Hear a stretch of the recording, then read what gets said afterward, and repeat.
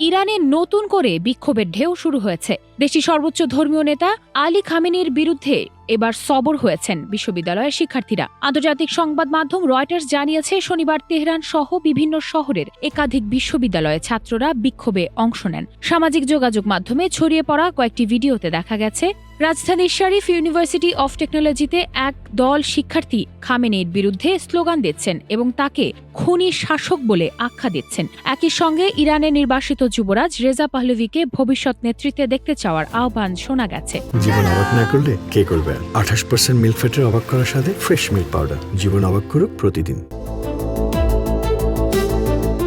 গত 28 ডিসেম্বর ইরানে মূল্যবৃদ্ধির প্রতিবাদে শুরু হওয়া গণ আন্দোলন দ্রুত রাজনৈতিক রূপ নেয়। পরবর্তীতে তা সরাসরি খামেনি বিরোধী আন্দোলনে রূপান্তরিত হয় এবং একের পর এক শহরে ছড়িয়ে পড়ে।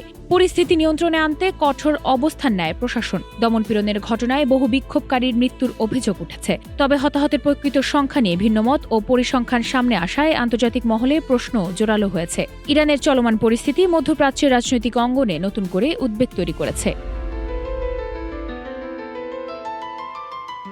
মাইশা মাহমুদ, নাগরিক প্রতিদিন।